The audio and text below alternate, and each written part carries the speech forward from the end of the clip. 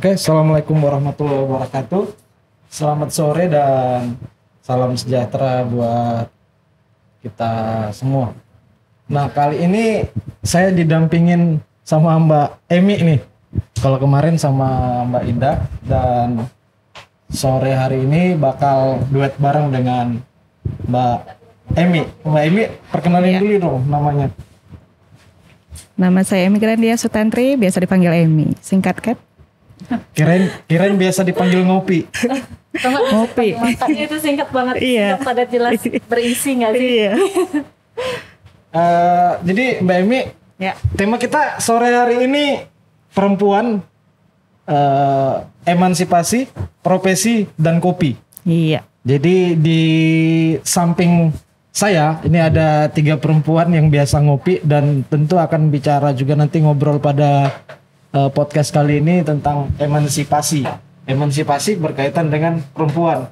Kartini kekinian gitu. Iya. Nah, ada 2 narasumber di sini. Yang di samping kanan Mbak Emi dulu kali memperkenalkan diri. Iya, boleh. Aku dulu ya. Oke, aku Via, kerja di Bangkal Timtara Tanjung Seller. Terus apa lagi ya? Langsung hobi. Oh, apa hobi? Boleh, hobinya apa nih, Kak? Hobi itu apa ya? Betul, aku suka nonton aja sih, sama dengerin musik gitu aja sih. Oke. Nah, dan kebetulan juga aku tuh di sini tuh pendatang. Oh, iya. Sebelumnya itu di Bangkal Timtara di cabang Balikpapan. Terus aku peralihan jadi kena tugas yang di sini, dan ini baru pertama kalinya aku di Kalimantan Utara. Oh. Di Tanjung Oke. Selor. Mic-nya bisa di Gitu ya. mejanya dimundurin, Kak. Oh iya ya. Nah, ini podcast satu-satunya kali yang meja bisa digeser-geser nih. Fleksibel banget ya. Selanjutnya siapa nih Mbak Emi? Tentu yang terakhir ya. Iya, dan selanjutnya Mbak yang baju merah, cantik banget. Oke, saya Anissa Edowati, lulusan dari IPDN angkatan 28. Baru saja lulus tahun 2021 ini, kemarin ya, bulan 8, dan sekarang bekerja sebagai aparatur sipil negara di bagian biro umum. Gitu. Oke, di Oke. Biro Umum. PDN. PDN. Ini nanti kalau udah di-upload nanti aku bakal ngepost, soalnya di kantor juga banyak teman-teman dari IPDN. Ini ada juniornya loh di sini ya. Nanti gitu. bilang siapa? Ya. Iya. Kan Jadi- biasa kan mereka ini banget ya, kompak banget ya alumninya ya. Iya benar. Terus yang kedua nih Mbak Emi, kita harus belajar dengan narasumber kita berdua ini. Karena kalau sekarang kan serba Instagram ya, medsos. Kedua narasumber kita yang di tengah ini followersnya lumayan. Iya. Kalau Mbak Anissa ini nggak tahu berapa sudah followersnya. Terus kalau Mbak ini ya bisa lah, kalau ada yang mau di endorse Mbak Emi mau nge-endorse apa Iya, nanti iya, bisa iya, tuh. bisa Followersnya ya. lumayan. Nah, oke, nanti kita tukaran akun ya. Oke, kita masuk ke tema kita pada sore hari ini, emansipasi. Ya tentu emansipasi ya Mbak Emi mungkin udah dapat tuh, salah satunya juga berkaitan erat nih dengan emansipasi. Jadi mungkin setelah ini nanti silakan ngobrol bertiga, saya cabut. Jangan gitu Mas. Kita emansipasi tapi tetap harus ada, kita harus tahu perspektif itu dari pihak laki-laki ya. Jadi nggak melulu perempuan. Jadi tepat ada masalah yang di antara kita bertiga ya. Berarti saya sore hari ini tetap diizinin ya. Kalau enggak saya jadi pendengar aja. Enggak, tetap nanti ditanya-tanya ya. Oke. Nah, emansipasi ini kan berkaitan dengan perempuan ya, erat Ya. banget kaitannya tentang memperjuangkan hak-haknya sebagai perempuan, bahwa dulu di zaman kolonial itu perempuan itu untuk bergerak ataupun apa, intinya ya udah Kak, kan ada juga bahasa-bahasa mengatakan ngapain sih sekolah tinggi-tinggi, cewek paling ujung-ujung nanti lari ke dapur. Iya. Selalu ya. Nah, Selalu kayak begitu. tapi kan Mbak Emi kan nggak di dapur terus nih tiap hari nih.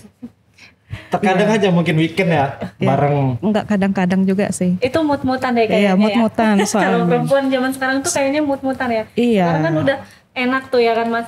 Udah ada Gojek, jadi makan tinggal Iya, bisa pesan delivery Iya, kalau pas delivery. lagi capek kan. Termasuk salah satunya itu kalau di dalam sekarang ada aturan yang di dalam dunia perpolitikan juga 30% keterwakilan perempuan. Isinya perempuan. Di betul. instansi-instansi lain pun juga demikian.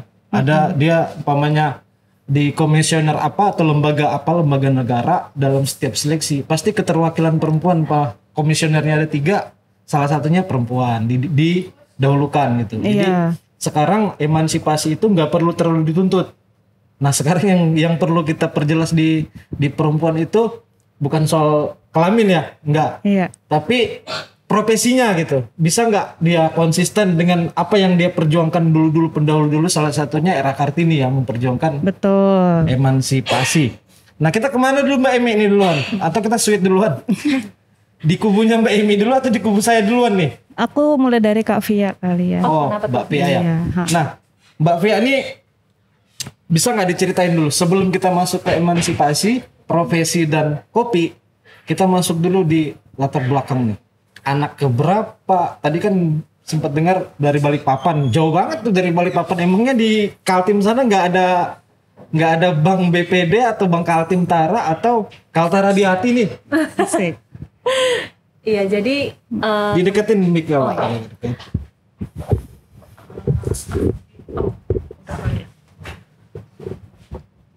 Oke. Oke. Jadi aku tuh anak ketiga dari 3 saudara. Kebetulan aku lahir juga di Balikpapan. Keluargaku semuanya juga kebanyakan di Balikpapan.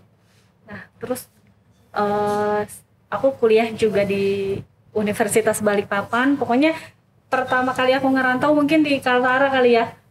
Oh, baru pertama kali di sini. Iya. Biasanya betah loh Kak. Oh Hati-hati gitu ya. Ha-ha. Mungkin kalau dapat jodoh kali Iya. ya. Jadi betah ya. Amin. Amin. Kalau dapat jodoh. Iya, mana tahu dari kesini tuh sebenarnya bisa dapat jodoh pantas di sini. Bang Abu nih ada di sini dia standby. pantas. Karena dengar kata siapa narasumbernya Mbak Pia dari Bang Kaltim Tara, dia hadir di sini. Padahal nggak dipanggil kan Iya, Mbak. bener-bener. Nggak Mbak Nisa dipanggil tuh ya. nggak ada manggil tuh. Aduh senyumnya. Teman-teman di layar ini nggak akan nampil Bang Abu, nanti kita endorse dia. Dilanjut Mbak Pia. Oke, lanjut. Terus aku kuliah sambil kerja waktu itu. Tapi kerja yang freelance gitu, kayak SPG kayak gitu. Terus nggak pernah kepikir sih. Dulu itu sempat mau masuk di bank. Justru aku tuh malah yang apa sih kerja di bank kayak gitu kan? Apa sih bank ini? Apa sih BPD? Tuh malah kayak gitu. Dan nggak sengaja, iseng-iseng aja karena kan aku pengen banget tuh jadi pramugari Mas.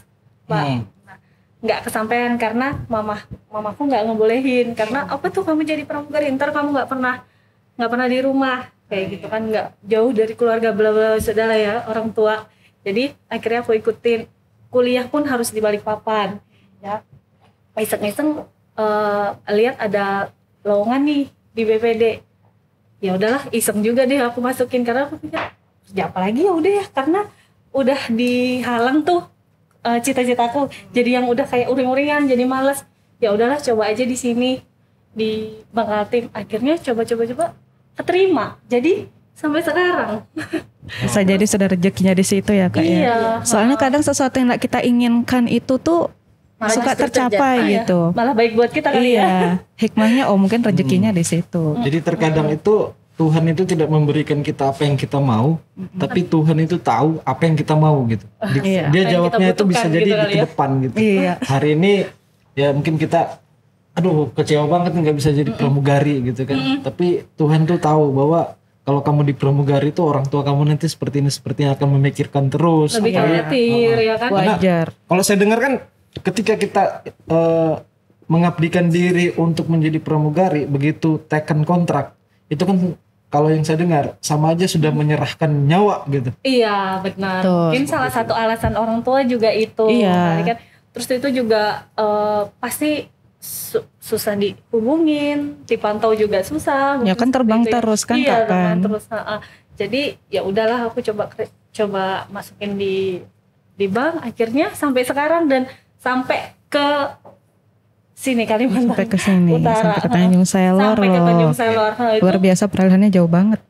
Berarti setelah ini kita ngopi nanti ini nanya ke kasir, nanti Mbak Pia yang selesaikan kopi-kopi kita. oh boleh siap. Urusannya dengan duit. Jangan lupa pakai Pakai kris. Kris Bakal Tim Tara ya. Bakal Bintara. Oh ya, sudah ada BA-nya di sini. Iya. Jadi Mbak Anissa gak usah khawatir nih kopi ini siapa yang selesaikan, nanti kita ngobrol sama Mbak. Itulah gunanya kita manggil Mbak Pia kesini aja. Oh sekalian ya, bukan Sekalian. sih malah disuruh bayar.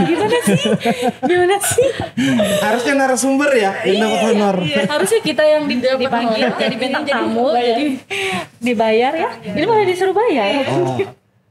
Itu tadi sepintas latar belakang dari Mbak Pia. Nah sekarang di kubu saya nih Mbak. Kita nanya yang dari tadi ketawa ke TV. Sekarang Mbak Anissa latar belakangnya dulu nih. Kita nggak tahu nih ternyata dari mana, sekolahnya dulu di mana gitu kan?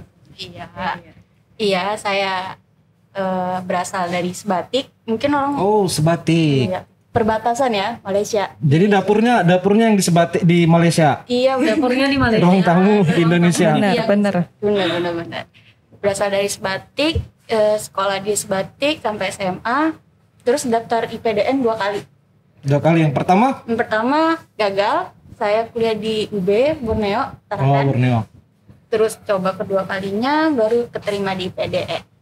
Dan lulus, alhamdulillah 4 tahun pas, tahun 2021 kemarin, bulan 8 dikukuhkan dan bekerja di provinsi. Pertama saya tuh di Dinas Pemberdayaan Masyarakat Desa dari bulan September sampai Desember. Terus ditarik ke Biro Umum seperti itu. Oh Biro Umum. Oke berarti kalau di Biro Umum nih kalau ada kegiatan-kegiatan nanti Mbak Emi Biasa muncul. boleh tuh. Iya. Berarti nanti ini langsung ya ketemu relasinya. Langsung. Ada acara nih. Aku telepon Mbak Berinteraksi. Anissa. Mbak Nisa, gimana kotakannya? Aman. Aman. Kursinya gimana? Mejanya gimana nanti? Mbak Pia juga bisa tuh kalau umpamanya ini berurusan dengan Mbak Anissa nanti. Oke itu tadi sepintas. Nanti kita bakal ngobrol panjang lagi. Tapi saya serahkan dulu nih karena ini momennya perempuan yang ngobrol ngopi sore-sore ngopi ini. Saya serahkan sama Mbak Emi nih. Mau siapa lagi yang mau kita tanyain nih? Kembali ke Kak Pia kali ya, Kak. Iya. Kak Pia, kalau mohon maaf sebenarnya Kak Pia udah berkeluarga belum? Belum. Nah, belum. Tapi kalau menurut Kak Pia ya, kalau nanti suatu saat Kak Pia berkeluarga, apakah tetap bekerja atau nanti suatu saat mengikuti suami? Biasa kan karena sebenarnya sampai saat ini kan permasalahannya perempuan tuh itu ya, merasa kurangnya ruang untuk berkarya. Berarti oke sih sebenarnya setiap Profesi orang. itu tadi ya? Iya, masalah profesi sebenarnya oke sih. Setiap orang kan pasti punya prinsip ya, dan prinsip tuh gak akan pernah salah gitu. Kalau nanti Kak Via ke depannya gimana?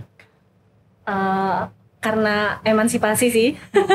Kembali lagi, jadi aku tuh kayak dari sekarang kalau punya suami, aku pengen kayak nggak dibatasin untuk berkarya, kerja, karena aku pikir kan apa sih, aku juga bisa bantuin suami kita untuk mencari uang, mencari nafkah seperti itu kan. Apalagi zaman sekarang tuh kayaknya serba susah nanti kan ya. Iya. Beberapa tahun ke depan itu kayaknya kalau di rumah pun suatu saat, kalaupun aku di rumah, seenggaknya aku udah punya bisnis yang settle nih untuk resign dari kerjaanku yang di kantor. Dan aku ngurusin bisnis di rumah kayak gitu sih. Jadi aku tuh kayak pengen cari dari sekarang sih, cari suami tuh bukan yang suami yang yang ntar kamu nggak boleh kerja, kamu nggak boleh ini, nggak boleh ini. Jadi lebih ke partner. Gimana sih cara hari-hari kita buat bareng, buat sama-sama kerja, support kayak gitu sih Mbak. Mbak Emi ini masuk iklan ini, promosi nih. Apa tuh? Iya ya. Promosi cari calon suami gini. Oh gitu ya. Kriterianya harus kayak gini. Oh, Mbak iya, Pia kayak harus gitu. dicas nanti nih. Iya bener ya. Produser nanti bisa bilnya dibuatin. Nggak sengaja.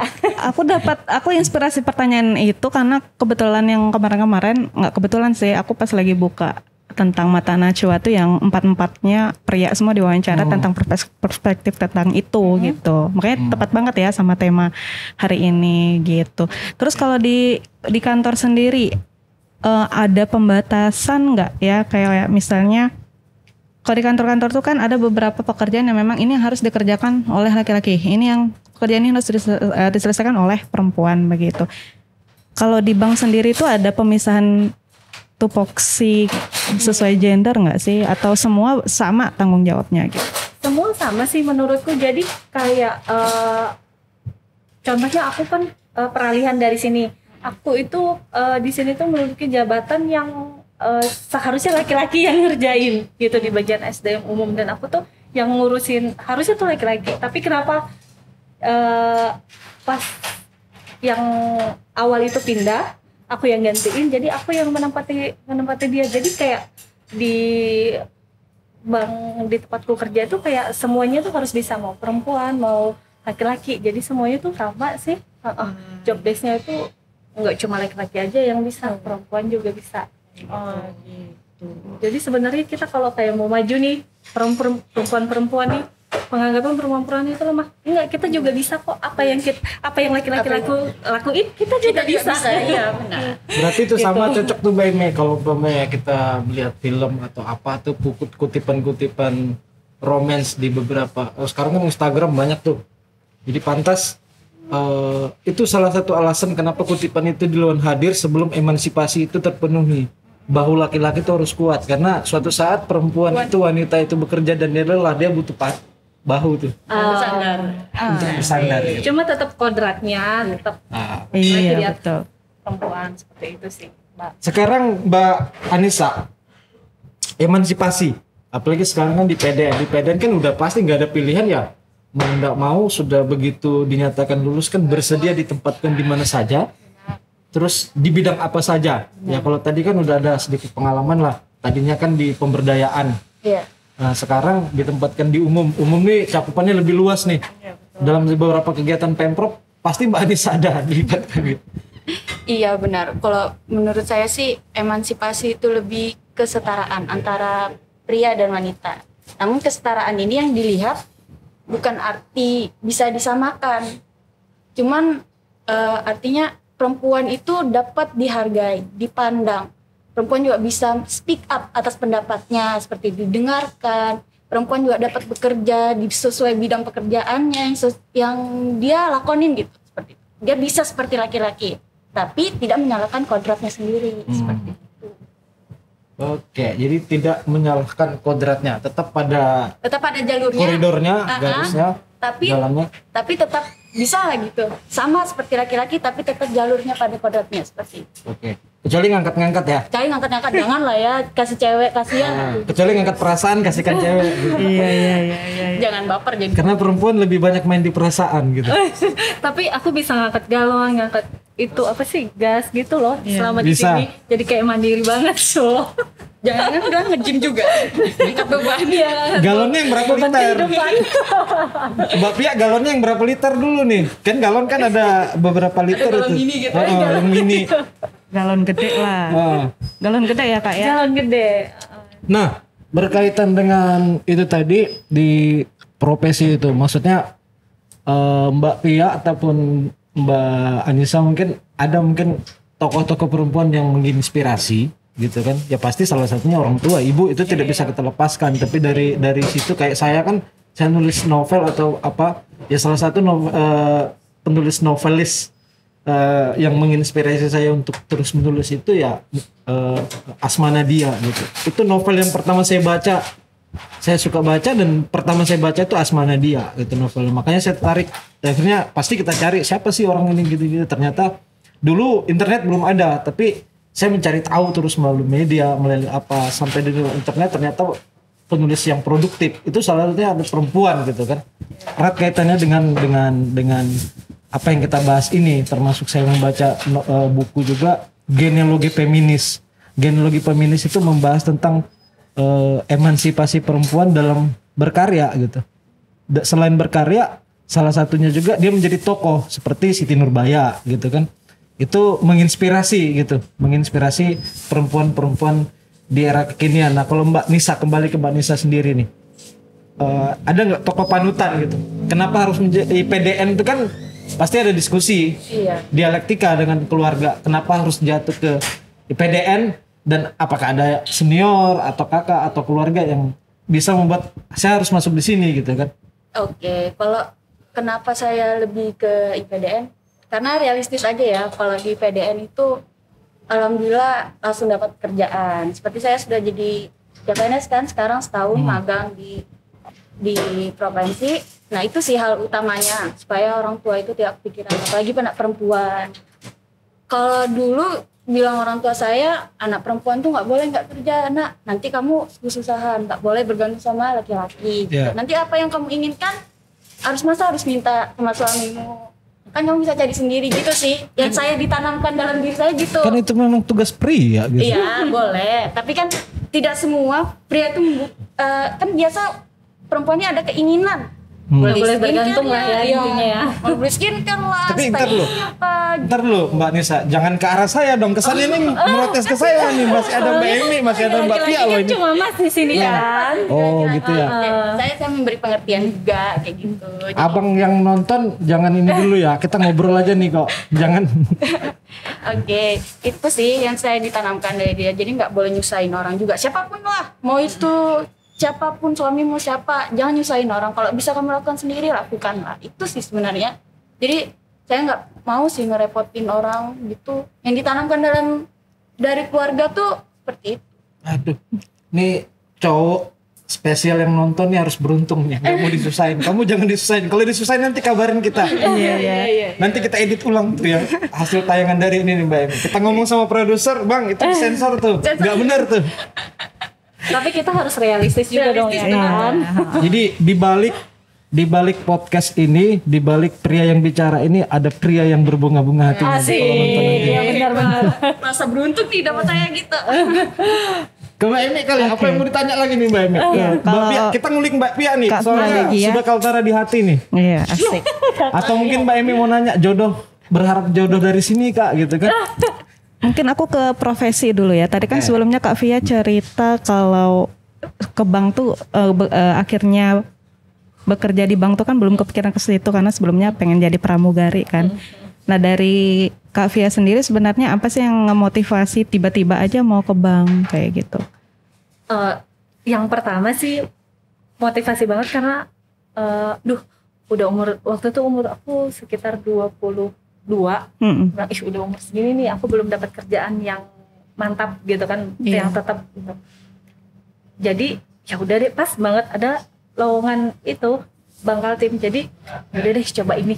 Langsung mantap ke situ ya Kak? Iya, langsung mantap ke situ. Dan juga karena aku sambil kuliah, jadi orang tua itu nggak ngerongrong untuk ya udah cepet sana kerja, cepet sana. Jadi kemauanku sendiri. Jadi aku pikir ya udahlah, aku nggak jadi pramugari, udah deh aku coba di sini gitu kan. Jadi aku itu Mbak Mas dulu itu pernah sempat kerja di bandara waktu lulus sekolah, lulus SMA aku langsung kerja di bandara, ikut teman-teman, ikut gitu serandom itu aja. Saking pinginnya ya, biar nular lah pramugari yang melintas. Iya, cuma pengen dapat info doang. Nanti lihat pramugari tarik gerek-gerek koper, aku tuh yang melomba banget yang duh, enak ini ya, cantik banget gitu. kayak gitu kan ya. Terus melintas aroma wangi gitu. Iya, jadi aku tuh kayak yang kayak laki-laki lihat cewek cantik, gimana sih yang aduh cantik banget, bisa nggak ya aku kayak gini gitu kan ya. Jadi motivasi itu ya orang-orang yang sekitar aja. Jadi kayak pengen suatu saat aku pengen jadi cewek wanita mandiri nih, wanita yang nggak mau ngerepotin siapapun kayak gitu, tapi tetap realistis. Ya kali kita kerja terus cowoknya nggak kerja, nggak juga gitu. Jadi aku random masukin lamaran, iseng-iseng ngelamar di bank, akhirnya keterima alhamdulillah. Jadi ya udah dari situ tuh apa aja ada tes kayak gimana ya kalau PNS itu asesmen, semua aku ikutin gitu kan. Akhirnya ini aku kayak naik grade, jadi harus lempar ke sini gitu. Tapi sempat nggak? Biasanya kan kalau anak-anak usia 20, anak-anak udah gede kali ya. Udah gede itu. Kalau dulu kan usia aku juga pernah di usia 20 dan 22. Plus kan nggak usah ditanya. Pernah ya? Iya. Kirain belum. Artinya you know aku udah lewat dari usia itu ya. Beda hari aja. Jadi kan biasanya kalau dulu tuh perempuan tuh idealisnya ya di usia seperti itu. Biasanya pokoknya nanti aku kerja harus sesuai sama passion aku gitu. Dan akhirnya sama kayak aku juga, akhirnya sampai saat ini kita bekerja juga sebenarnya nggak sesuai passion juga sih gitu. Sempat nggak dulu Kak Pia berpikir seperti itu, idealis seperti itu, akhirnya ketika dijalani ya udahlah segini juga udah dapat kerja alhamdulillah gitu. Pernah nggak dosa idealis itu dulu? Jadi kalau ngomongin soal passion, emang aku nggak jadi pramugari, tapi pas aku ngelamar di bank, aku ditempatin di bagian di sekretaris. Jadi kan masih berhubungan lah ya dengan perempuan yang harus menjaga diri, yang harus perawatan kayak gitu. Terus juga waktu aku zaman sekolah, aku tuh di Balikpapan pernah ikut modeling, terus itu ikut SPG kayak gitu. Jadi yang sebenarnya tuh aku zaman dulu tuh yang nggak ngerti perawatan, yang nggak paham soal diri kayak gitu. Tapi aku tuh suka sama, nggak tahu, mungkin ini kebetulan berhubungan sama yang seperti itu, yang kayak job model, SPG dan senang sebelumnya seperti itu ya. Jadi kayak motivasi sendiri, oh aku nanti harus begini. Seperti itu sih, Mbak. Tapi setidaknya passionnya terdahulu tuh sudah sempat dijalani. Iya, sudah sempat dijalanin. Oke. Itu sih pas di sekretaris, habis itu pernah juga di frontliner, tapi itu sebentar aja sih. Mbak Emi ini multi talent kayaknya. Iya makanya. Biografinya. Aku pertama lihat Kak Via tuh aja kayaknya ini nih aku tertarik banyak nanya. Di mana lihatnya? Oh, barusan di sini. Iya. Oh, barusan ketemu. Ketemu aku udah langsung pengen banyak nanya. Berarti setelah dijelasin tadi, saya memastikan ternyata nggak ada orang dalam. Iya. Sekarang kan lagi tren tuh pakai orang dalam, Iya. Ternyata Mbak Pia ini terbebas dari orang dalam. Apalagi Mbak Nisa ini seleksi karena melewati fase asesmen gitu kan. Iya. Panjang banget. Itu pertama kali aku daftar itu mungkin ada sekitar 200 orang, dan yang diterima itu paling kayak puluhan. Iya. 10 atau berapa gitu. Dari 200 orang itu. untuk berapa orang yang mau diambil? Mungkin sekitar 10 10 atau 15. Mbak Pia udah masuk, berarti kita ngasih selamat dulu. Iya, keren. Iya, aku memang suka excited sih dengar orang-orang yang mungkin tes asesmen apa segala macam kayak gitu kan, gila 200 orang terpilih begitu. Terlepas dari itu keberuntungan ya, kita memang butuh keberuntungan gitu. Dan doa tapi orang tua asesmen mungkin itu kan melewati tahapan-tahapan dan seleksi gitu kan. Iya. Lain kalau kita cuma wawancara atau apa, mungkin itu bagian aja dari asesmen gitu. Seperti itu. Nah, kita nanya yang pakai baju merah nih. Oke. Maksudnya setelah di IPDN ini gitu, Mbak Nisa, gimana? Maksudnya contoh nih, kepala daerah dulu pasti laki-laki di era Orde Baru. Tapi begitu masuk di era reformasi seperti ini, berjalan 20 tahun lebih, ternyata beberapa kepala daerah karena yang setahu saya kalau sudah di IPDN tuh jenjang karirnya tuh pasti nanti akan ke sana gitu. Nggak selamanya memang, tapi paling tidak sudah ada tiket gitu. Iya, benar. Untuk menjadi kepala daerah tuh ada nggak pernah kepikiran tuh? Apalagi Mbak Nisa ini kan di Sebatik. Sebatik ini perlu kita bangun karena gak ada perbatasan gitu. Iya. Harus menjadi perhatian. Ya pastilah terpikir namanya daerah saya. Saya di Bunyu juga dulu, bagaimana kita memperjuangkan itu pasti ada gitu. Di daerah manapun kita berada gitu. Kalau untuk saya sendiri sih kepikiran jadi kepala daerah tuh ada, cuman kayak belum nyampe sih pikirannya, karena untuk ketemu politik aja masih takut gitu, masih ragu. Karena kalau kita bandingin ya, kita nggak tahu ya namanya dunia kerja itu sekejam apa, dan saya juga baru masuk gitu, baru pengalaman 5 bulan kerja, jadi belum bisa menangkap. Tapi untuk keinginan jadi kepala daerah ada, membangun tempat kelahiran itu sendiri juga ada, pasti gitu. Amin, tetap kita aminkan ya Mas ya. Yang penting mimpi-mimpi itu udah Mimpi, ada. yang penting mimpi dulu ya. Paling enggak nanti kalau jadi kepala daerah kan saya mau buka apa, di sana kan sudah ada. Iya, udah izinnya ini. Tapi itu bukan pakai orang dalam ya, kita relasi ya. Enggak. Kita liatin aja, oh kalau umpamanya ternyata siapa ya, oh nggak apa-apa, terus sudah ada aja kita Mbak Emi, Mbak Pia. Iya. Mana tahu Mbak Pia nanti punya perusahaan apa kan, karena tadi kan katanya kan menyiapkan gitu. Karena saya juga di kopi ini nggak selamanya, saya nggak tahu ke depannya apakah tetap di kopi atau enggak.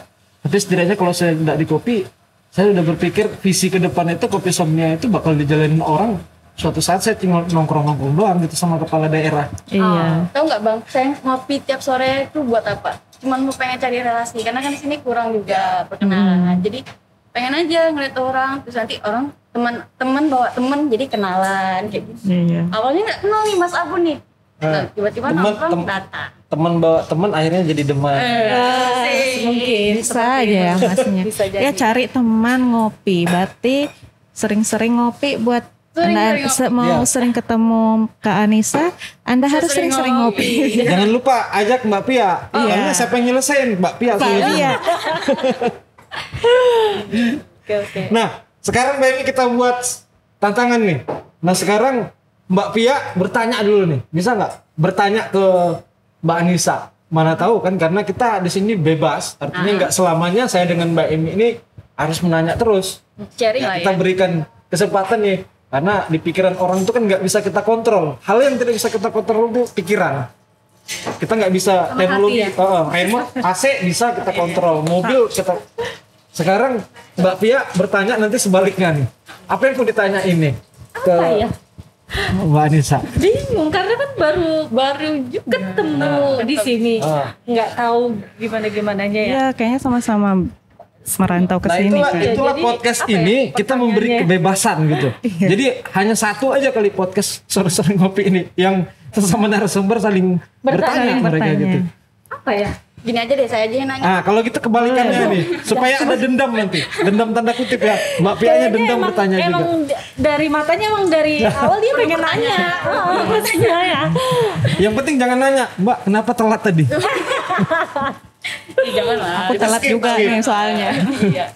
Nah, apa ya? Kira-kira di sini bakal lama atau enggak? Atau pengen niatan pindah gitu? Oh, kalau niatan pindah itu Pasti ada, ada, kan? pasti ada. Karena kan aku dipindah di sini sistemnya BPD itu nggak selamanya di sini, apalagi perempuan gitu kan ya.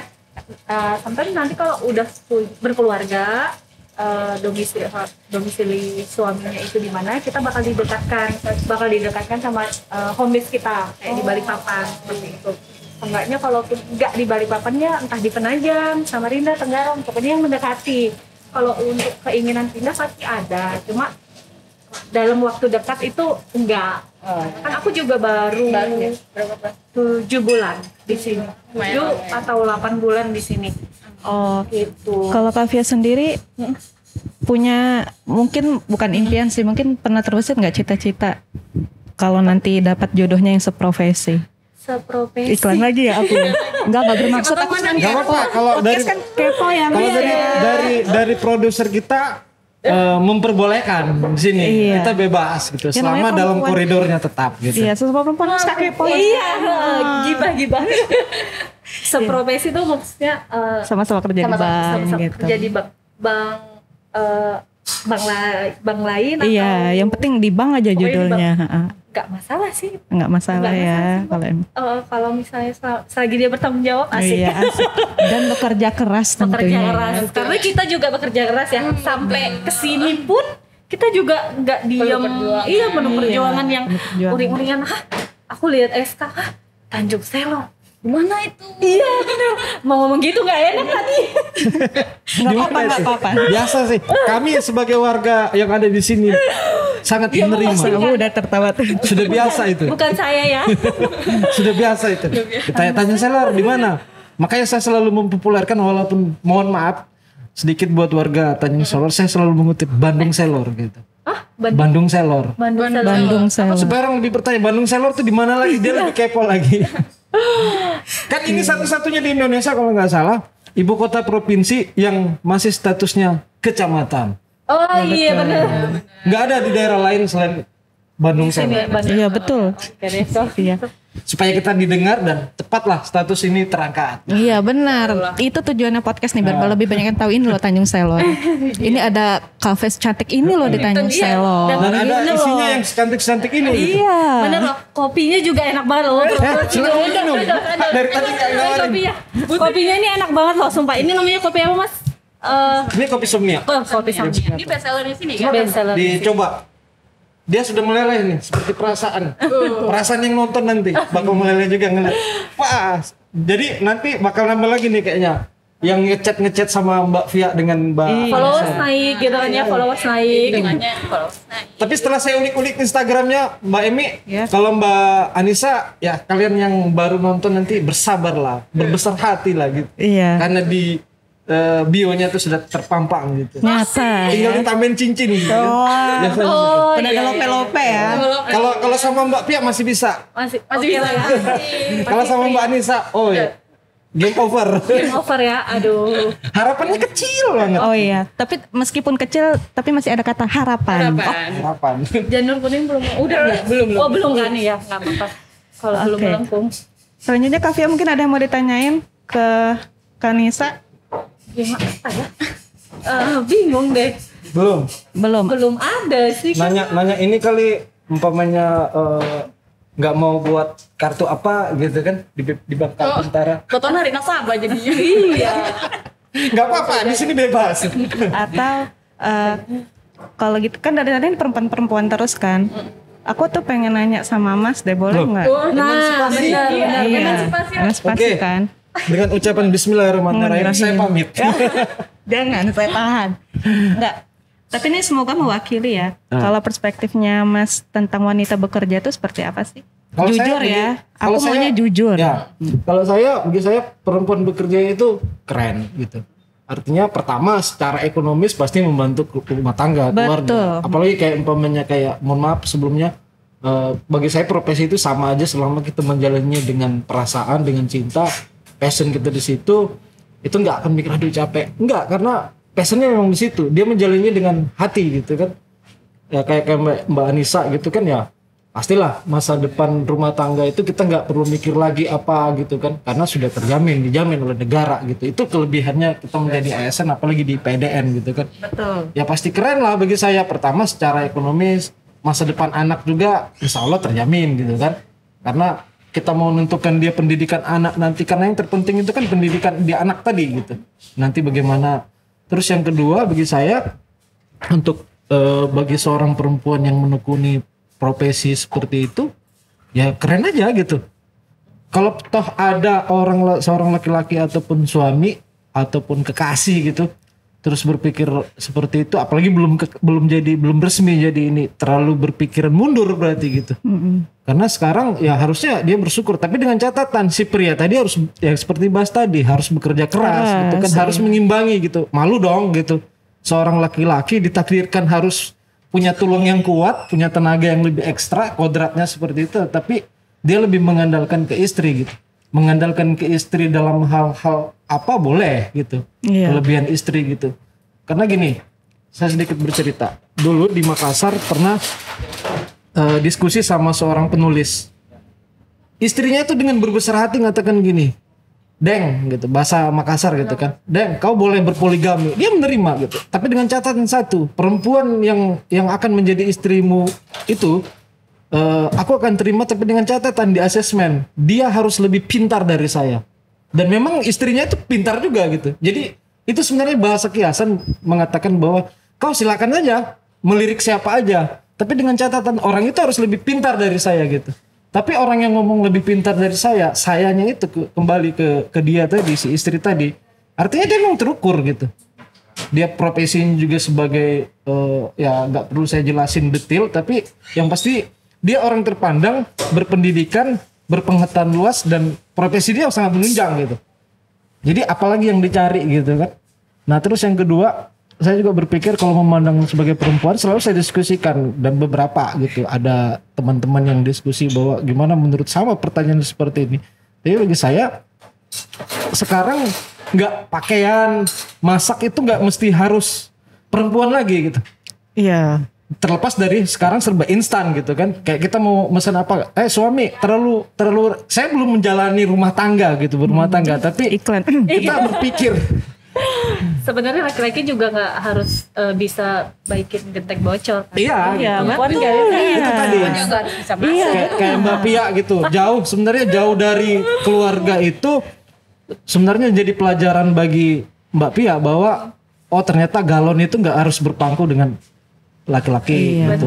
Semua juga serba bisa dengan kodratnya tadi. Nah itu tadi yang bilang Mbak Anissa, asal tidak melepaskan kodratnya. Ketika perempuan itu sudah melebihi kapasitas atau jam kerja dari suaminya tadi, itu terkadang yang saya lihat ya, tapi itu belum bisa kita nyatakan sebagai penelitian ilmiah, tapi terkadang keributan riak-riak kecil itu terjadi seperti itu. Betul. Iya, kita nggak boleh juga maksudnya melebihi kapasitas kita sebagai perempuan karena sebelum menikah juga aku ini cerita aja ya, sebelum menikah juga sebenarnya aku tuh kayak semacam punya kontrak juga sih sama suami. Suami tuh maksudnya memang dia nggak melarang, dia selalu ngasih aku ruang bebas, tapi dia ngasih tahu yang penting ada waktu untuk anak itu sih yang pertama begitu. Apalagi kan kadang aku suka berangkat gitu ya, Mas ya.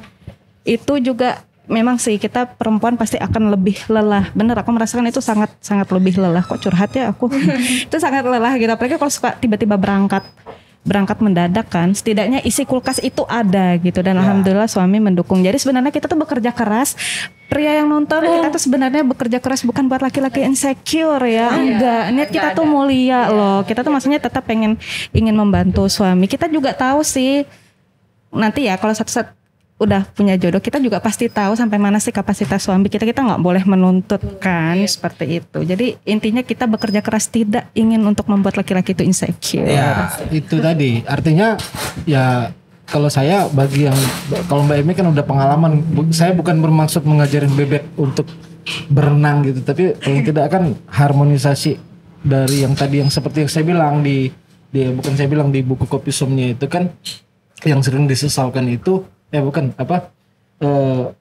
jangan seperti pengadilan agama gitu, orang yang udah menyatu kok dipisahkan gitu. Jadi seperti kau orang yang belum bersatu. Nah itu kan tentu kita pengen pikiran kita orang menikah itu menyatukan dua hati tadi menjadi satu dalam bingkai rumah tangga itu tadi, tetap hidup semati lah sampai tua gitu kan. Iya. Nah jadi jangan sampai hal-hal yang seperti itu, karena dulu pernah saya jadikan sampel waktu masih di media dulu nulis ya, sempat saya bahas tadi sama Bang Sega bahwa tingkat perceraian di Kabupaten Bulungan itu tinggi tahun 2016 atau 2000 itu sekitar 800 yang masuk ke pengadilan agama, kasus yang ditangani gitu, sangat tinggi sekali 800. Iya, ini itu persoalannya persoalan sepele gitu ternyata, bukan lagi persoalan tadi Mbak Emi kerja suami ngambek gara-gara nggak dibuatin makanan, bukan, tapi persoalan media sosial. Ya itu tadi, kalau media sosial tidak dibatasin pada koridornya ya jadinya seperti itu gitu. Ribut-ributnya hal-hal seperti itu sih. Betul, tetap harus ada koridornya. Dan apapun itu profesi perempuan, bagi aku ibu yang di rumah juga itu merupakan profesi itu luar biasa sekali, karena aku pernah merasakan juga waktu itu lagi off kerja gitu, dan aku yang benar-benar ngerasain jadi ibu rumah tangga. Itulah profesi yang selelah-lelahnya, padahal anak aku baru satu kan. Makanya aku tuh selalu apresiasi ibu-ibu yang itu, bagi aku itu juga profesi loh ya di rumah itu. Karena itu tuh sangat berkaitan dengan psikis. Rumah berhambur, anak belum nangis sana sini begitu. Dan sebenarnya bagi ibu bekerja pun itu sebenarnya bukan sebuah pelarian, sama aja sih kadang nanti kita pulang kerja rumah berhambur juga gitu. Dan apapun itu profesi itu bagi aku luar biasa banget. Ya kalau kita kembali ke agama lagi kan, apapun yang kalian kerjakan itu niatkan dia menjadi sumber ibadah. Iya betul. Gitu. Ya kayak umpamanya Mbak Via ada nasabah atau ya di sekretaris ngurus administrasi, ada yang mau apa bertemu nasabah dipermudah administrasinya, itu ibadah. Mbak ini ngurus di bagian umum, ada kegiatan apa yang nyiapin konsumsi kesediaannya gitu kan. Itu kan mempermudah urusan orang lain. Asal jangan nanti dia pulang mengeluh, dia mau pergi juga mengeluh, dia bekerja juga mengeluh. Nah, jangan sampai ya. Ini jadi tanda tanya gitu. Jangan sampai ternyata berarti nggak profesi yang dijalani itu tidak ketemu dengan hatinya gitu kan. Iya. Seperti itu. Oke. Terus nih kita ini udah banyak ngobrol tentang masalah profesi juga emansipasi. Biasanya perspektifnya kayak begini nih berangkat dari orang tua, maksudnya dalam artian akhirnya terbentuklah punya prinsip seperti ini. Apakah memang dari keluarga juga dua-duanya bekerja atau bagaimana? Bapak ibu bekerja, akhirnya aku hidup di keluarga yang dua-dua orang tua bekerja, jadilah aku terbentuk seperti ini gitu. Mungkin dari Mbak Via dulu. Oke. Kalau aku sih kebetulan mamaku ibu rumah tangga. Keren ya, tapi anaknya iya ya. Itu jadi kayak punya pikiran sendiri ya. Iya betul. Mbak Emi tadi gini gitu ya, aku langsung apa ya? Karena karena biasanya beberapa ya kalau misalnya yang ibu profesinya di rumah, biasanya dia akan lebih protek ke anak gitu. Iya, Tapi kan betul. sementara Kak Via sendiri luar biasa. Doktrin yang masuk Iya. itu doktrinnya rumah tangga. Gitu. Doktrin rumah Makanya tangga. aku suka keren gitu. Terus gimana Kak Via? Jadi mamaku kebetulan ibu rumah tangga, papaku tuh polisi di Balikpapan. Polisi. Jadi jangan macam-macam buat pria-pria yang mau macam-macam gitu. Jadi emang udah dari SMA itu nggak sengaja karena aku ikut-ikut ditawarin sih sebenarnya SPG. Jadi itu udah yang kayak terima uang sendiri waktu SMA itu yang Mandiri lah gitu ya. Ya, sudah yang aku tuh mandiri. udah yang beli handphone sendiri tuh udah yang kayak bangga banget bisa Tapi orang tua berisi. nggak ngelarang. Orang tua Enggak, ngelarang kerja. iya.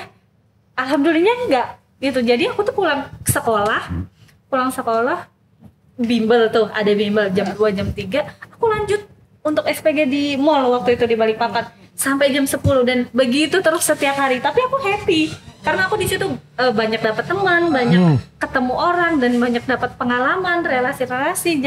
Jadi kayak sebenarnya itu kayak passion aku ya jadinya. Jadi aku terus berlanjut kayak gitu. Sampai akhirnya aku terima uang sendiri dari 500.000. Itu mungkin udah besar kali ya karena Besar SMA dong, kali ya. 500.000. Iya, 500.000 anak gitu. SMA. Iya, anak SMA 500.000 tuh dari 500.000 tuh aku jadi kayak yang berpikir, oh kayaknya aku harus kerja deh, kayak gitu kan. Jadi aku nggak minta orang tuaku pada saat aku ketemu, misalnya aku punya pacar, aku juga ya udah. Kok pakai kata punya uang misal? sendiri. Misal it Misalnya punya means pacar oke maksudnya. lanjut. Udah lah ya dipikir aja sendiri ya netizen. Iya. Jadi itu kayak Nggak, saya lebih kritis dengan kata-kata itu Mbak Emi. Langsung ya. Supaya Bang Abu juga yang mendengar di ruangan ini juga Bang ada nggak Abu alasan? Karena lagi. menunggu dari tadi, menunggu Iya. Mbak Pia. Aduh langsung. Jangan biarkan pria itu menunggu gitu. Langsung nyeruput kopi tuh, kopi tuh. Lanjut. Jadi tuh kayak motivasi diri sendiri aja sih, langsung kayak punya pikiran, oh ya aku harus kerja, aku harus kayak gini. Gitu sih. Tapi orang tua mendukung ya Kak ya. Mendukung aja banget sih. ya. Ya mendukung secara anaknya ya udah sih. Ya udah sih Kan anak, enak. Iya, anak aku enak udah juga. mandiri gini nyaman. Yang penting ke hal-hal yang positif Iya, ya Kak ya. benar itu. Dan juga aku dari awal aku kerja, aku juga nggak minta. Itu ya orang tua aku cuma doain aja, cuma dukung apa yang aku lakuin. Oke lah, mereka ngelarang aku untuk pramugari, dan sebenarnya aku tuh disuruh keluarga untuk daftar poluan juga. Cuma lagi-lagi aku tuh kayak yang underestimate, yang apaan sih? Bukan poluan? passion Iya, emang di situ. Bukan panas-panas passion. kayak gitu kan ya. Harus prit-prit di jalan gitu kan males kan. Jadi ya udahlah males. Jadi nggak pramugari oke, nggak poluan oke, udahlah kerja di bank. Jadi kayak mandek setir nggak sih sebenarnya, dan ya dijalanin aja kayak gitu. Jadi yang jadi candu cari uang sendiri, jadi candu cari kegiatan sendiri. Jadi sebenarnya aku seneng yang disibukin sama hari-hari yang hektik. Jadi nggak kepikiran apa-apa, nggak galau-galau gimana gitu kan ya. Jadi aku lebih suka yang seperti inilah, yang visit gitu. Jadi orang tua aku Berarti disupport terus. Support ya. Terus, Kalau Kak Nisa sendiri gimana? Sama sih, saya ibu dari rumah tangga, bapak polisi juga. Oh, siap. sama nih ya. Sama kita. Tuh, Kebetulan ya. untung aku nanya kan. Iya. Iya. Terus Kak Nisa. Tapi emang dari awal saya diarahkan supaya ya punya pekerjaan yang bagus, kok bisa lebih dari bapak kayak gitu. Gitulah ya. Harapan orang tua pasti begitu ya, harus lebih. Pasti harapan dari orang tua ataupun keluarga itu sesuatu yang baik-baik lah gitu. Iya. Nah, saya mau nanya sedikit nih karena tersisa sekitar 8 menit. Padahal aku mau nanya loh sama Mas Biarkan Geo. dulu dia Oh, bertanya. oke, boleh. Boleh nggak? Ini bukan buat Mas Geo aja sih, buat laki-laki yang Ya. nonton di sini, mas semua. Ya. Gimana sih kalian para laki-laki kalau mempunyai pasangan istri lah ya? Ya boleh. Langsung ya istri. Iya, istri. Misalnya suatu Kalau saat. pacar ya udahlah ya kan. Saya terima nikahnya. Belum. Gimana sih kalian itu kalau punya pasangan istri yang lebih kodratnya di atas kalian. Misalnya lebih gimana ya, lebih mapan ya dari Sari gitu, lebih mapan. Artinya Biasanya nih laki-laki dengan egonya ya kan pasti insecure, ya kan? Pasti yang insecure, yang nggak mau dibantu juga sama pasangannya. Ya, pasti yang bakal uri-uri. Jadi kalau ini gimana sih? tadi kan kalian kan pertanyaannya. Jadi saya menjawab ini tidak mewakili kalian dari satu sampel lah gitu ya. Mas Abu mau jawab juga. Mewakili laki-laki yang nonton nanti. Kalau saya sih gini, maksudnya kalau umpama seorang pria dapat situ, kalau saya pribadi pasti harus berusaha mengimbangi gitu. Nah, ketika frekuensi dia tadi lebih tinggi jam terbangnya ataupun karena mungkin tanggung jawab umpamanya nih gitu diberi tanggung jawab yang lebih tinggi lagi ya berusaha ngimbangin gitu. Ngimbanginnya juga kan berusaha juga mengingatkan gitu bahwa pekerjaanmu seperti ini dengan komitmen bahwa si istri tadi udah bilang apapun pekerjaanmu walaupun mungkin aku saat ini berada di titik ini ya aku akan bisa menerima gitu loh. Tapi menerima itu bukan berarti si pria tadi pastilah nalar laki-laki itu pasti dia akan berpikir aduh karena apa sekarang kan orang pasti pikiran kita nih sudah sekarang tertanam semacam chip untuk saling curiga. Masa istrimu masih pacarmu seperti ini gitu. Omongan kan netizen tuh yang biasanya netizen walaupun nggak sepenuhnya kita dengar tapi bagi saya netizen itu ada benernya juga gitu kan memotivasi lah karena bagi saya apapun yang diobrolin netizen saya selalu berusaha menangkapnya untuk positif gitu. Positif gitu karena kita punya nalar untuk menyaring gitu kan. Betul, harus disaring dulu. Harus kita saring, nggak bisa kita makan mentah-mentah yang pada akhirnya karena kita pingin terlihat berpendapatan lebih besar dari istri pada akhirnya dengan cara yang salah gitu. Itu kan lebih salah lagi gitu menjerumuskan keduanya. Jadi tetaplah berpenampilan biasa-biasa saja, isi dompet sesuaikan karena nggak semua juga istri itu bawa posisi umpamanya Mbak Pia di kemudian hari posisi beliau ini berada di puncak karirnya dan tiba-tiba suaminya juga mungkin berpikir aduh gimana ya pastilah gitu kan kita berusaha untuk mengimbangin gitu dan istri juga pasti akan mungkin pernah terjadi di obrolan di kamar atau pas pada lagi keluarga lagi nyantai gitu di ruang keluarga pasti bilang udah nggak usah terlalu dipaksain yang penting kamu sehat kamu apa kan pasti kayak gitu itu membangun rumah tangga yang baik bagi saya ya Mbak Emi juga kan tadi sudah ngobrol punya kontrak gitu. Kontrak itu bagi saya penting gitu. Perjanjian lah. Harus karena itu menentukan loh. Iya. Ke depannya. Karena kalau kapan kita keluar dari prinsip itu kita kembali ke perjanjian awal tadi kan. Betul. Seperti itu loh kan perjanjian kita seperti ini. Dan dialektika itu penting. Kenapa? Karena kalau kita tidak terjadi dialektika itu yang membuat hal-hal yang negatif itu bisa keluar gitu. Contoh umpamanya Mbak Pia dengar, gosipnya kamu gini. Tapi kalau tidak terjadi dialektika, tidak memberikan kesempatan hak untuk Mbak Pia mungkin menjelasin juga kan pasti akan terjadi kita ya itu tadi chip tertanam itu tadi negatif aja terus gitu. Kalau tidak terjadi dialektika gitu. Sebenarnya itu jadi aku yang bertanya ya. Dengan apa? Kalau posisi wanita berada di agak sedikit didekatin Mbak. Posisi wanita berada di atasnya laki-laki. Minder nggak sih kalian laki-laki? Pasti ada dong ya. Kalau saya itu tadi, kalau saya ya pribadi, mungkin juga teman-teman yang lain dan enggak semua tapi ya minder tuh pasti lah gitu. Dan itu saya bilang tadi kembalikan lagi ya gitu. Saya pasti kembalikan ke posisi saya bahwa saya akan berusaha keras gitu, bertanggung jawab dan berusaha keras untuk setidaknya saya bisa mengimbangin gitu. Oke, posisi si istri mungkin di posisi ini, tapi kita dari sisi tanggung jawab gitu kan mengimbangin lah. Anak jangan dilupain gitu. Betul, kan Mbak Emi juga kan gitu. Itu kan kodrat ya. Iya. Itu kan kodrat. Tapi biasanya kan perempuan saking hektiknya, sibuknya gitu kan. Udah deh, pakai babysitter aja. Gitu kan ya. Udah deh, pakai pembantu aja. Jadi nanti si laki-lakinya jadi yang bete, jadinya bertengkar. Ya. Jadi gini, saya memberikan gambaran gini. Suatu hari saya tuh pergi ke kantor waktu masih di media dulu ya. Pergi ke kantor, tapi ini sifatnya saya cerita sisi positifnya. Direktur saya dulu tuh Mbak Ani Suslawati itu direktur posisinya di Radar, tapi suami beliau itu di bagian pemasaran kalau nggak salah. Itu jualan koran di lampu merah itu, menawarkan koran karena dia tugas beliau di pemasaran gitu. Tapi sisi positifnya yang saya ambil, saya bilang sama teman, coba lihat suami Mbak Ani itu jualan koran gitu loh.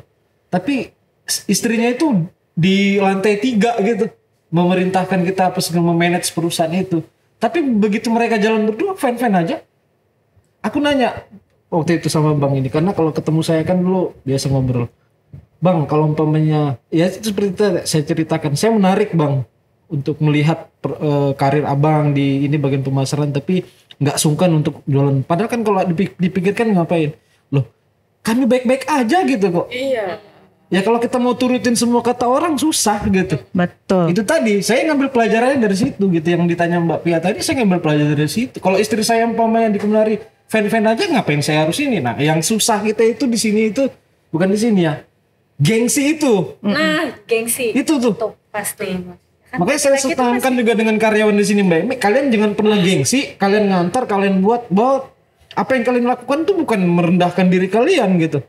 Karena apa? Ini profesi sebagai seorang barista, sebagai apa gitu.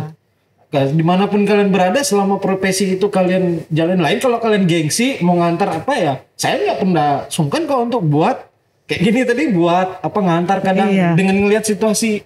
Saya juga di sini memang owner, tapi nggak juga memperlakukan diri saya sebagai owner. Saya berusaha, mereka tuh sahabat ya, Mbak Pia juga kan biasa melihat gitu. Karena pernah belajar buat apa di sini, nongkrong di sini gitu. Karena sebenarnya baru sekali tuh. iya, itu lagi kembali dengan apapun kita ambil keputusan apapun, aku rasa itu kita tuh pasti dikomenin sih ya.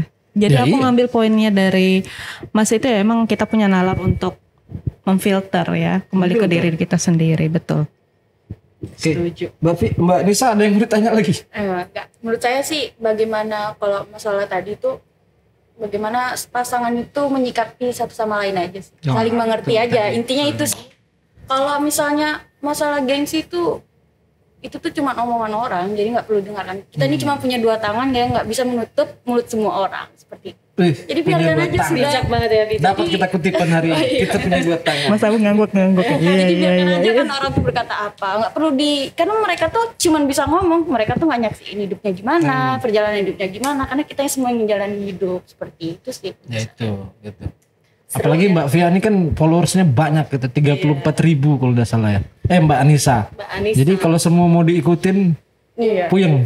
Dengan artisnya Tanjung Selor ya, Pak. Saya aja mungkin yang paling sedikit di sini 3.000 aja puyeng juga gitu. Kalau mau nurutin, gitu. Iya. Sekarang banyak aja sih kayak omongan-omongannya.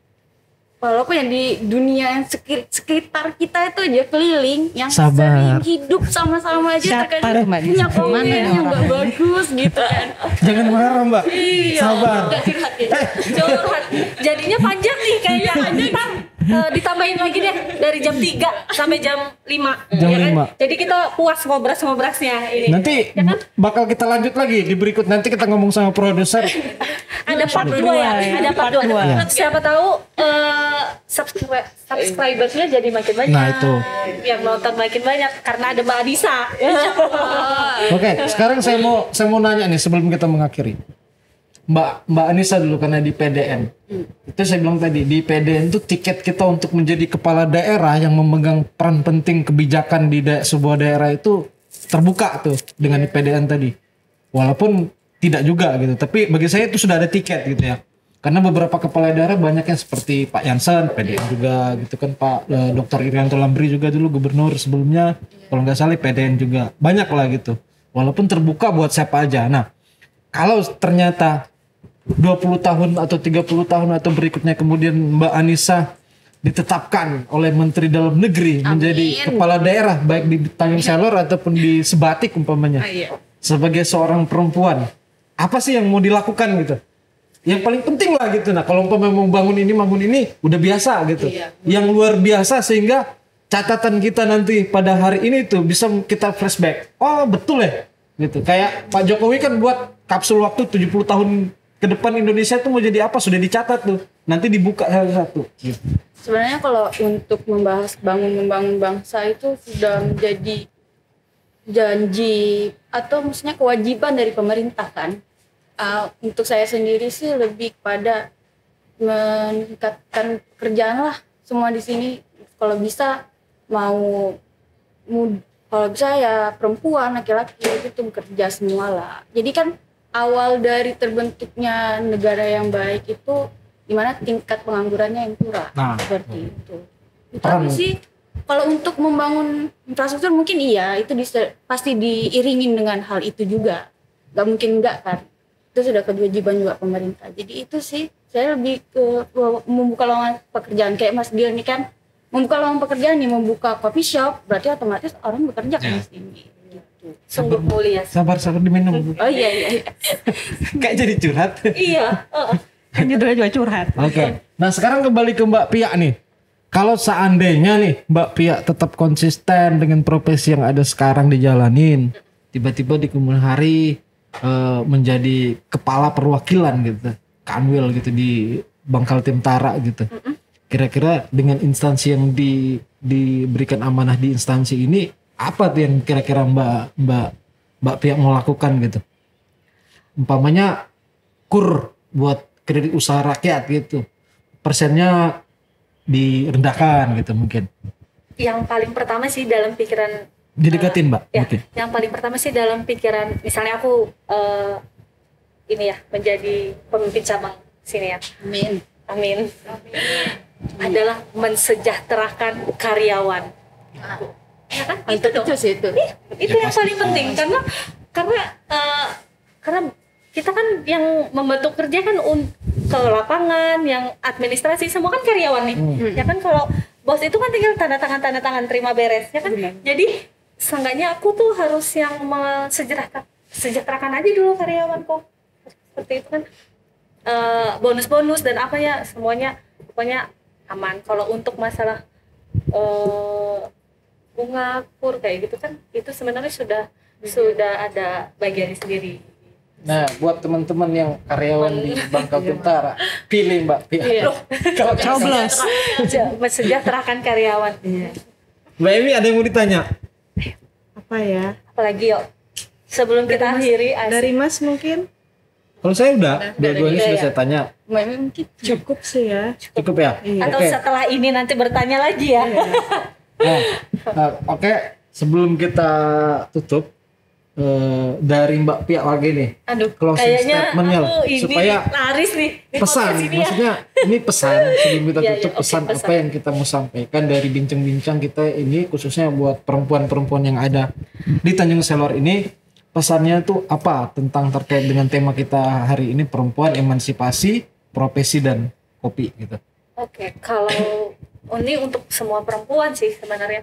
Kalau untuk semua perempuan itu jangan berputus asa gitu ya gitu. Kalian kita ini berhak untuk sederajat kok sama laki-laki gitu kan. Sebenarnya perempuan itu hebat. Jadi pekerjaannya laki-laki kita bisa kerjain kok. Laki-laki belum tentu bisa ngurus anak. Ternyata kayak gitu. Jadi kita jangan insecure, tetap berkarya, tetap bekerja keras, tetap menjadi dirimu sendiri dan terus kerja deh pokoknya. Iya. Apapun profesinya ya Kak Apapun ya. itu. Dan jangan Profesinya malu tetap Mbak ya. sama. Iya, Dan jangan pernah malu kayak Jangan- Mbak Pia tadi pernah Jadi bekerja SPG. di ngapain mana. aja. Jadi mau misalnya mohon maaf SPG itu kan image-nya Ya. bagusnya. Selagi kamu tuh enjoy dan menurut kamu itu positif, kenapa enggak dilakuin? Ya kan karena gimana ya? Kita itu kan kerja, kita itu bukan dari yang gaji kita itu bukan orang lain gitu kan. Kita itu bisa hebat karena diri kita sendiri. Gitu sih. Oke. Nah yang terakhir ini buat calon wali kota Sebatik Asik. di kemudian hari. Kalau Asik. Allah Amin, memberi umur yang amin, panjang dan rezeki, amin. garis tangannya memang ini. Apa nih pesannya nih Mbak Anissa? Untuk perempuan ya, itu penting. Jangan menganggap diri lemah lah. Maksudnya kita tuh bisa seperti laki-laki. Jangan semua dibebankan juga ke laki-laki. Kita dapat Orang tua banget ya. Dan umurnya kayak masih muda banget deh saya di sini nih. Mbak Anissa, udah bauku besar darah. Dia ini paling muda, paling tua lagi ngomong.